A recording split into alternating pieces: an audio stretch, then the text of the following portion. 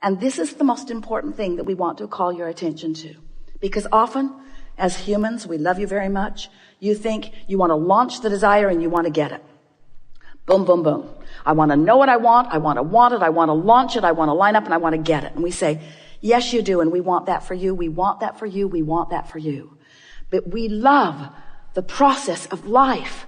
We love the process, the delicious process of choosing, and the delicious process of launching the rocket, and the delicious process of knowing that you're not keenly in alignment with it, or maybe not even close to it. And then the process of deliberately lining up with it. And then the conscious awareness of following your impulses, that intuition, that feeling of flow, that feeling of empowerment, that feeling of walking on air, that feeling of knowing that you can do no wrong, that feeling of all things working out for you, and then the manifestation. Because life is not about wanting and getting it, wanting and getting it, wanting and getting it, wanting and getting it, wanting and getting it. It's about wanting it and making your way to the receiving of it, you see. Sort of like orgasms. Well, at least you understand that. You say, yeah, let's go. Yeah, that's good.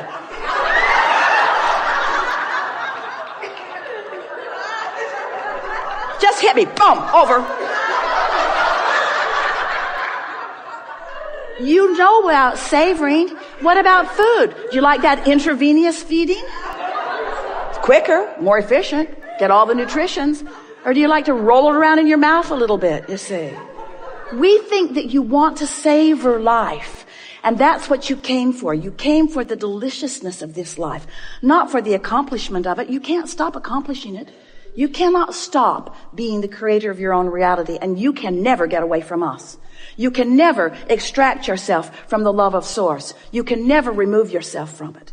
But you can get yourself in a vibrational sequence that causes you not to be aware of how blessed you are, or how loved you are, or how worthy you are, or how valuable you are, or how much you are appreciated for your part in this joyous, expanding, co-creative universe. So have you been listening to us for a while? You know about vibration?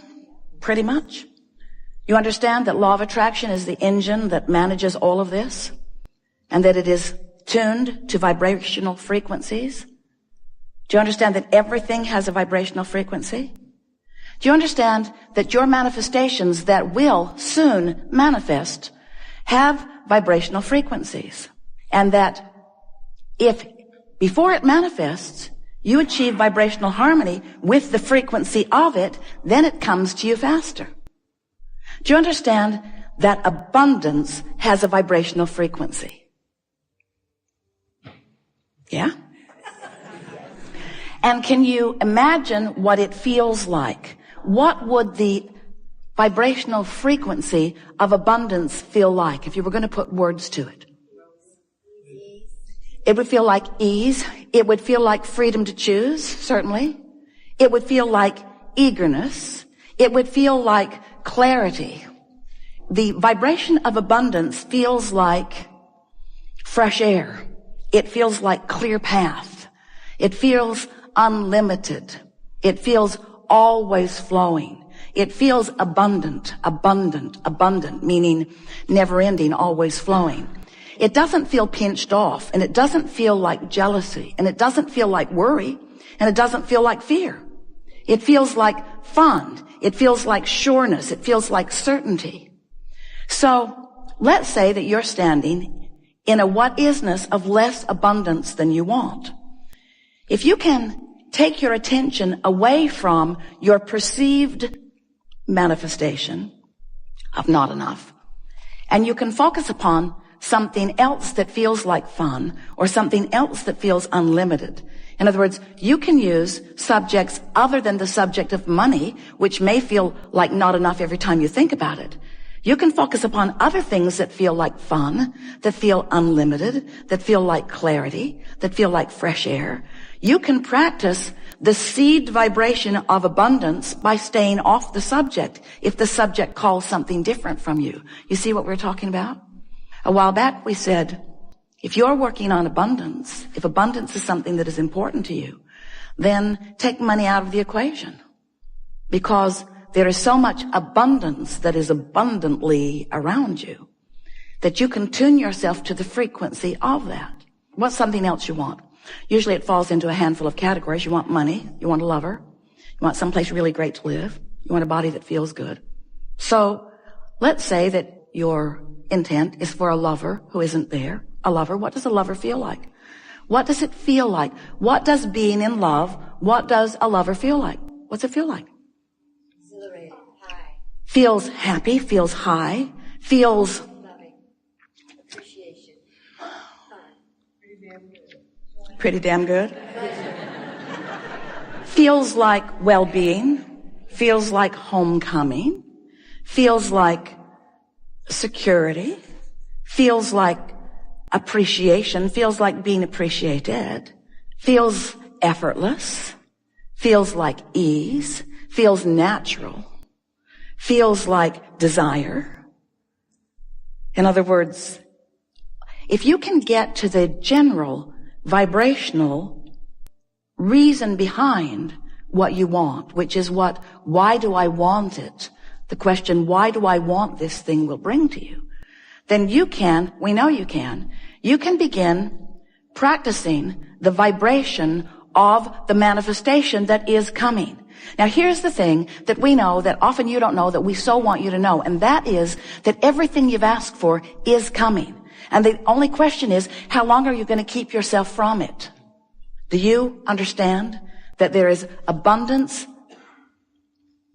immeasurable, abundance not recognizable by most of you, abundance not yet experienced, let's just put it that way, by most of you, abundance for you, vibrationally queued up, and that all you've got to do, the only thing you've got to do is to practice the vibration of it, and it makes its way to you in so many different life-giving, fun ways. But you got to practice the vibration of it. And that's what trips humans up. We love you very much. You know what's coming next. But you don't, for the most part, practice the vibration of what's in your vortex. You practice the vibration of what's already manifested. And what's already manifest is a puny comparison to what's available to you. We're going to tell you briefly that this creative process is 3 steps. The first step is ask, and you can't stop doing that. The contrast causes you to ask all day, every day. So you're asking, recovering for your sound, asking. And in that asking, you are doing step 1 again and again and again and again and again and again and again. Law of attraction and your inner being, that which man wants to call God, that which is source energy, is there with what you've asked for, experiencing that highest frequency that you have discovered, the frequency of love and appreciation, the frequency of expansion. So here is this vortex version of you. So step 1, step 2 happened without you even really knowing that it happened. It was just a consequence of being focused out here on the leading edge of creation. But step 3 is really the step that we want you to focus upon all day, every day. That's the allowing part. That's the you becoming vibrationally resonant with what you've put into your vortex. And that's the part that's a little tricky for you, because it's not easy for you to be standing where you're standing in the absence of something that you want and be a vibrational match to the presence of it. And the reason for that is because you've become so enamored with physicality that you sort of want to see it and then believe it. And we want you to believe it so that you can see it. We want you to understand that when you are able to feel yourself by caring about how you feel to the resonance of what you've put into the vortex, that when you practice that for a little while until you know it, until you own it, until you are it, that then this wonderful thing happens. What's in your vortex begins to reveal itself to you. You begin to realize it. Thoughts begin to occur to you. Impulses begin to occur to you. Your timing is good. You rendezvous with people, places, things, events. All kinds of things start happening. There's a synchronicity, a cooperation. Now, the cooperation has already been there, but in your caring about how you feel and reaching for the highest resonance of who you are, you become a cooperative component too. And when that happens, the manifestation becomes obvious for you and everyone around you to see. Until then, you got to be happy with feeling it before you see it. And we know that's a big step, because there are a lot of things that you can look at that make you feel really good. And there are a lot of things that you can look at that cause you to not feel so good. So we're asking two things of you. We're asking you to be more selective in what you look at, but we're going to be light about that, because we know about momentum. And we know when you got a momentum going that doesn't feel that good, and some freaky non-physical ghost says to you, you create your own reality, you know. And you ought to kind of try to find a thought that feels better. You just want to punch our lights out, because there's a momentum that often, always holds you where you are. Our favorite story to help you let yourselves off the hook relative to this subject is, sometimes what you say to us sounds just like this. Abraham, I've fallen out of an airplane and I don't have a parachute. Do you have any suggestions for me? And we say, just one. Hang on, it'll be over in a little bit. Because it's hard to reverse that kind of momentum.